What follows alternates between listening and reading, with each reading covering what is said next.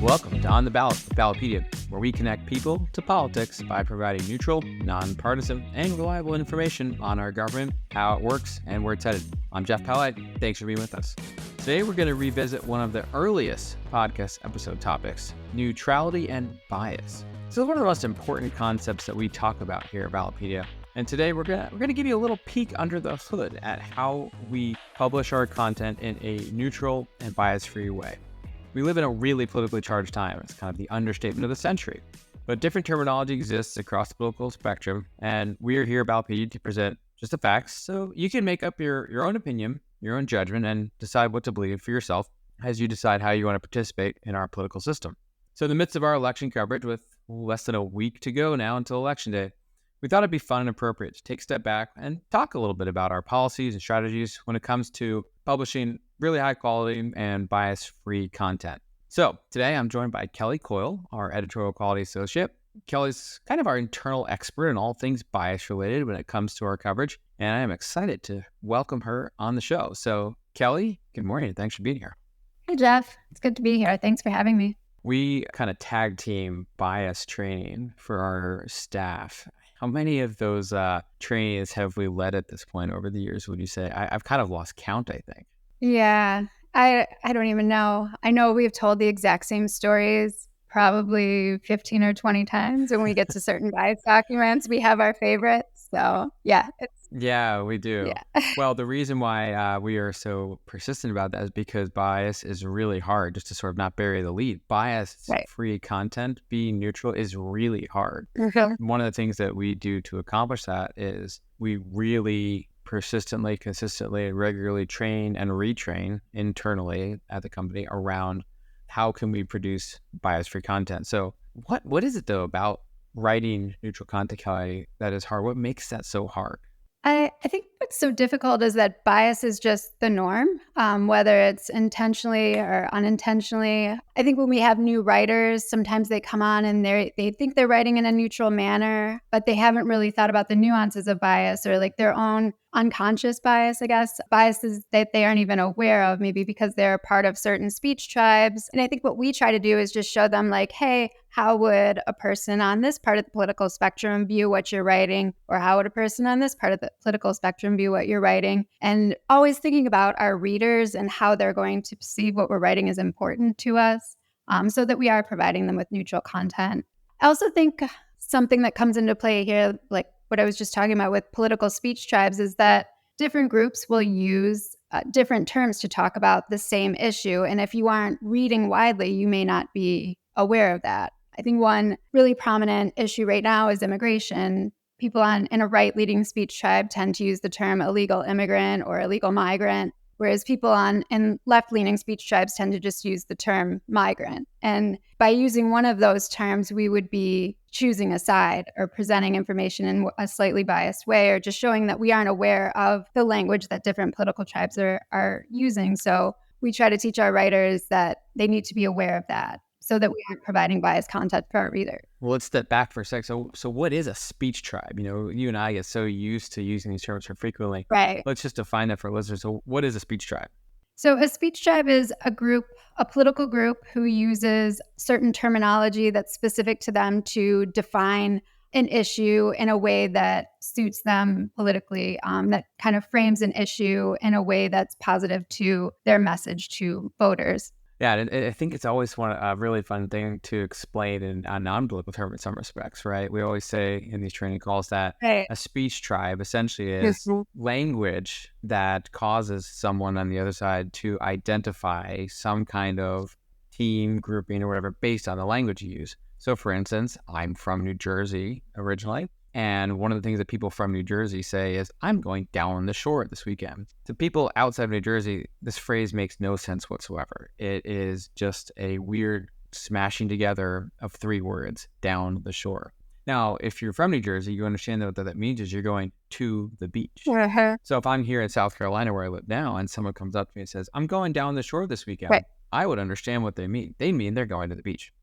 Using that phrase, and I would say, oh, you're from New Jersey. I can tell, I can identify them based on the language they use. The same thing happens in politics. You use certain language and all of a sudden you can sort of associate with a team. So there's a million other different speech tribes like that. What's your favorite other ones outside of politics? Well, this was one that people kind of made fun of me for at the senior editorial meeting in the spring. When I called, What? No one did that. right, never. I called what some people call soda. I called it pop. I grew up in Cleveland, Ohio, and we call it pop there. We don't call it soda or Coke or whatever anybody else calls it, but that kind of identifies me as like Midwesterner, Rust Belt. That's just what we call it.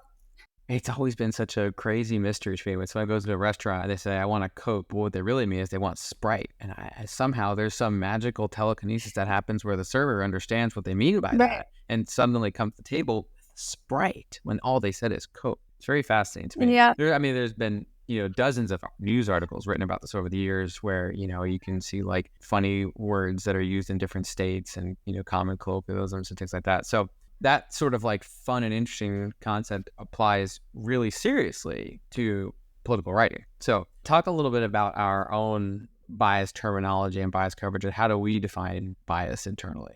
I think for us, bias is really presenting only one side of an issue or dispute as if it were uncontroversially true. We always try to work from the viewpoint that there are always at least two or multiple sides of an issue, and we want to present those equally and fairly if we can to our readers. I think one recent example of this, I was listening to Emily Oster's new podcast about parenting, and she was talking about like why are young men struggling? And I thought the podcast did a really nice job of presenting multiple reasons for that. Like it wasn't just feminism, it wasn't just the loss of manufacturing jobs, but there were many reasons for that. And I think it was a really nicely laid out argument that gave readers a wide perspective of reasons for why young men are struggling. And that's what we try to do in all of our coverage is not just say, this is the one reason for why this is happening, but here are multiple viewpoints. Here are what the candidates are saying.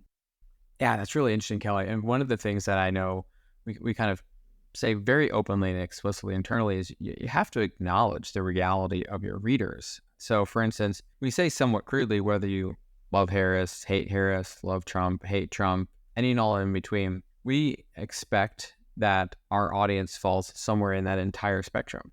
And we want everyone who reads Ballotpedia to leave feeling like their views were represented, feeling like they didn't perceive some kind of bias that, I think that the content published on this website, Ballotpedia, skews one way or the other. And that's a really hard challenge to somehow, thread that needle with the entire political spectrum and sort of today's media climate. So what are some of the processes and procedures that we use, Kelly, to try and accomplish that? A pretty lofty, but, we feel certainly internally like a very admirable, honorable, and important, worthwhile goal. So we engaged in this bias and neutrality retraining recently, and it was a series of calls where we just went over all of our bias documents where we have our bias procedures in them and talked about new and relevant bias issues that are occurring right now that affect our 2024 coverage, whether it's on candidate pages or in ballot measures. So we went over that with all of our staff. We do that every year. This year was a pretty robust retraining. Yeah. We also really encourage our staff to read widely. Bias changes all the time. What's considered bias, a year or two ago may not be today, or it may be today. So we just want our staff to be aware that there are lots of different political speech tribes. There's different ways of covering issues. And we don't want them to get kind of pigeonholed into reading just a couple news outlets. We want to see the wide spectrum of political ideas and beliefs so that we're responding to what our readers need and what they want, and so that readers don't leave thinking, oh, they have no idea what I think or what I feel about politics. Yeah, really, it's just really, it very simply boils down to train obsessively and widely. Right. And be self-aware. One of the things I love that we say internally is every person is individually biased. We all have opinions. We all have viewpoints. We are not robots and machines. Not yet, anyway.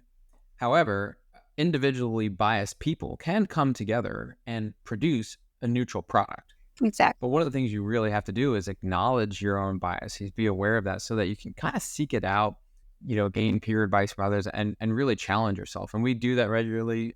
We talk about internally, and this can seem kind of intense sometimes, but we talk about every single bias accusation that a reader might have. If any reader comes in and says, I don't like the way you treated this issue, even if it's just a bunch of profanity or something like that. Right. We talk about it. We take them all very seriously and consider them and ask ourselves, okay, is there something where we are missing with our own coverage? And doing that for years and years has, we think has really refined and improved the quality of the product. Because quite frankly, it's not enough to just say, well, I am neutral. That's not enough. So yeah, it's really fun. You and I, we love kind of getting into this. So how many kinds of bias have we identified right now that we sort of train, categorize, and catalog? We have 25 different types of bias right now, and we're always kind of on the lookout for more. We always consider adding more, but as of now, we have 25, and that's one of the things that we go over with our new staff, and we always work on retraining and adding new examples to those documents where we explain the 25 different types of bias that we look for. Yeah, whether it's photo bias and speech tribes, like we said earlier, or what we call factive verbs. I mean, there's 25 different tags and categories that we would assign to a bias if think happen. And really, most of those biases essentially come together and create the appearance of editorializing to the reader. That's ultimately the goal, is to avoid creating the perception of editorializing for a reader's experience with the material, with the content. It's a really fun endeavor for us to really get into. So what kind of advice do you have for listeners as they sort of embark on their own political journey over the next, say, week or two? They are trying to find material that, best informs, their views and helps them make an informed decision. What advice do you have? Well, my first, I think, is pretty obvious. Go to Ballotpedia. Our writers work. Of course. Yeah. Our writers work so hard on making sure that their writing is bias-free. It goes through a bunch of different checks, through our managing editors, through you, through me. And they've just done a really wonderful job this election season. So go to Ballotpedia. I think another thing to do is listen to and watch interviews and podcasts yourselves. I think you see kind of little clips or splices of Vice President Harris or former President Trump talking, and you just get a little bit. But lately, former President Trump and Vice President Harris have done these long form interviews. Trump was on Rogan and Harris was on Call Her Daddy, and it's nice to see them kind of in a conversational tone, in a more relaxed setting, and you can really get a sense of who they are, what they think, rather than these just like clips you might see on X or Instagram or somewhere. So I would try to watch one of those longer form interviews. Yeah, it's kind of like we talked on our podcast earlier this week about our candidate surveys that we have. And right. We had a really fun episode going through the different questions that we ask and how that's a really great way to just really hear from candidates directly. What do they feel about issues? Who are they as people? It's kind of cut through the noise a little. Exactly. Yeah.